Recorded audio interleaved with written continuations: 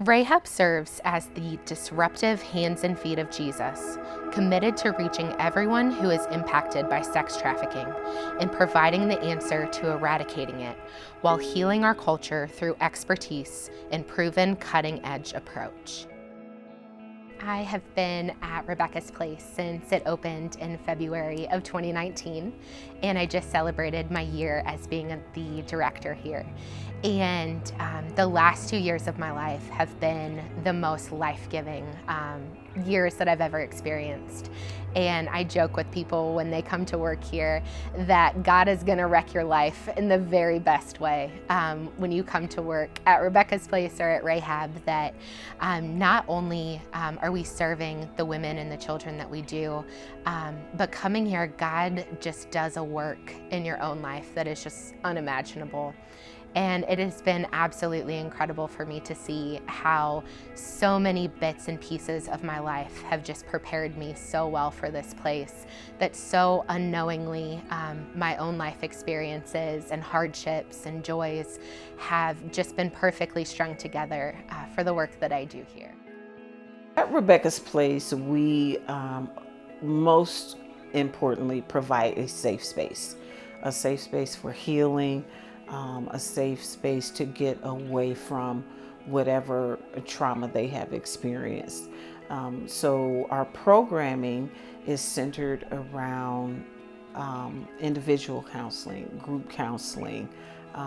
We call music and art like alternative healing groups. So they will have an opportunity to participate in those types of activities.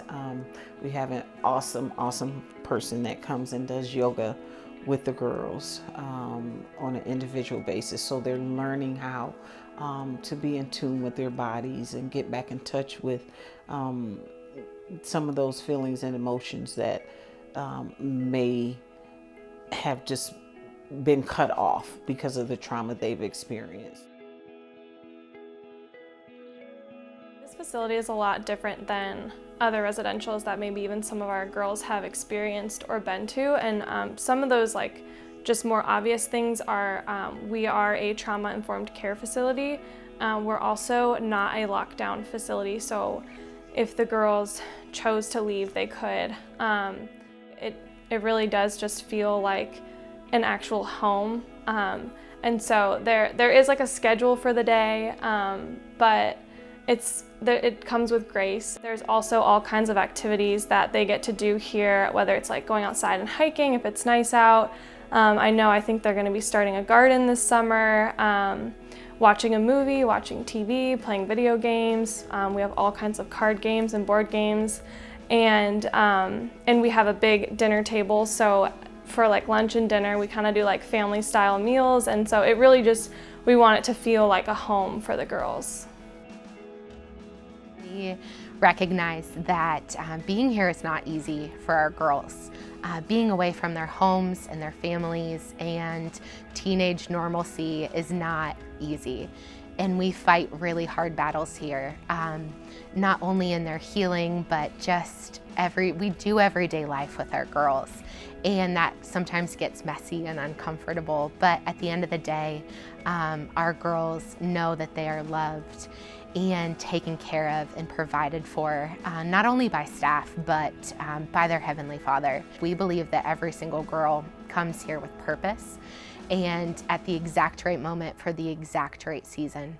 And we don't know where their futures are headed, but we know that we are planting seeds here. And we may not get to watch them grow to completion, but we see life change on a daily basis, and we see growth every single day. And we have hard days here and we do hard things here, but we know that Jesus is pursuing them in this place.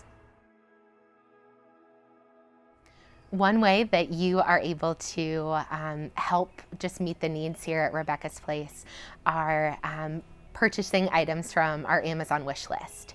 So this is online, and we update this pretty frequently with requests from the girls or from staff for just overall household needs.